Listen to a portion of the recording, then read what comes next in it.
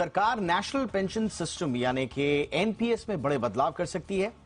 कांग्रेस शासित राज्यों की पुरानी पेंशन स्कीम को दोबारा लागू करने के बाद अब बीजेपी शासित राज्यों पर भी दबाव स्वाभाविक रूप से बन रहा है। अगर विपक्ष ने लोकसभा चुनाव में इसे मुद्दा बना दिया तो फिर केंद्र सरकार का सिरदर्द बढ़ना स्वाभाविक है।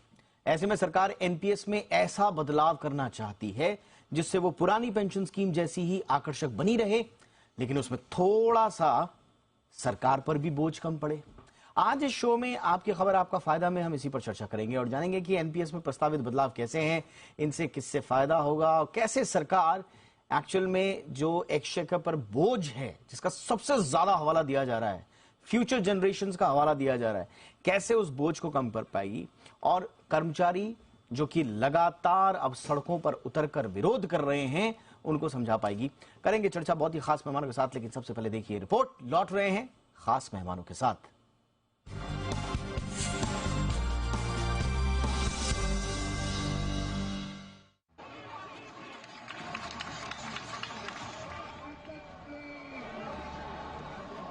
फ्रांस की इन तस्वीरों को देखिए। इतनी आगजनी, इतना हिंसक विरोध पेंशन में थोड़े से बदलाव की वजह से है। वहां की सरकार ने पेंशन लेने की उम्र 62 से बढ़ाकर 64 कर दी है। इतना विरोध इसलिए भी हो रहा है क्योंकि वहां पेंशन हर व्यक्ति को मिलती है, चाहे वो सरकारी नौकरी में हो या प्राइवेट जॉब में हो। इसलिए ये मुद्दा हर व्यक्ति से सीधे सीधे जुड़ा है। हमारे देश में भी पेंशन को लेकर संघर्ष चल रहा है, मगर ये उतनी चर्चा में नहीं रहता क्योंकि ये सिर्फ सरकारी कर्मचारियों से जुड़ा हुआ मुद्दा है। ये एक ऐसा चुनावी मुद्दा है जिससे देश के 5% लोगों का हित भी नहीं जुड़ा है। इन 5% लोगों को पेंशन बाकी के 95% लोगों से वसूले गए टैक्स से दी जाती है। अब बात करते हैं मुद्दे की। सरकार नेशनल पेंशन सिस्टम यानी एनपीएस और ओल्ड पेंशन स्कीम के विवाद को खत्म करना चाहती है। कांग्रेस शासित राज्यों ने पुरानी पेंशन स्कीम को दोबारा लागू करके ऐसा दबाव बना दिया है कि सरकार एनपीएस में बदलाव करने के लिए मजबूर होती दिख रही है। न्यू पेंशन स्कीम में गारंटीड रिटर्न पर वित्त मंत्रालय में चर्चा हो रही है। इसमें मिनिमम गारंटीड पेंशन का प्लान है। यही नहीं, पेंशनर के फंड पर अतिरिक्त कमाई भी उसे ही मिलेगी।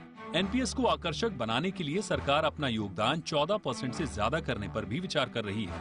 इससे खजाने पर बिना बोझ डाले सरकारी योगदान बढ़ेगा। सरकार पेंशन बढ़ाने के लिए एन्युटी में ज्यादा निवेश का प्रस्ताव दे सकती है। फिलहाल कुल फंड का 40% एन्युटी में निवेश होता है।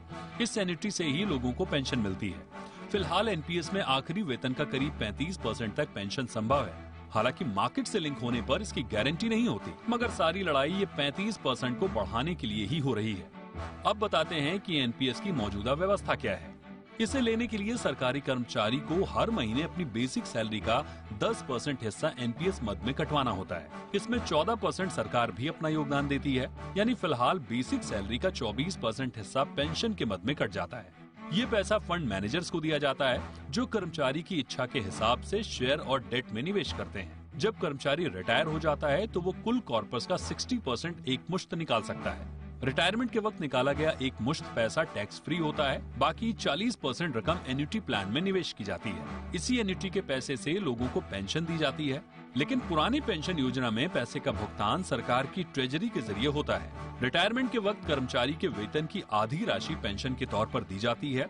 रिटायर्ड कर्मचारी की मृत्यु के बाद उसके परिजनों को पेंशन मिलती है। इसके अलावा पेंशन के साथ डीए का भी प्रावधान है।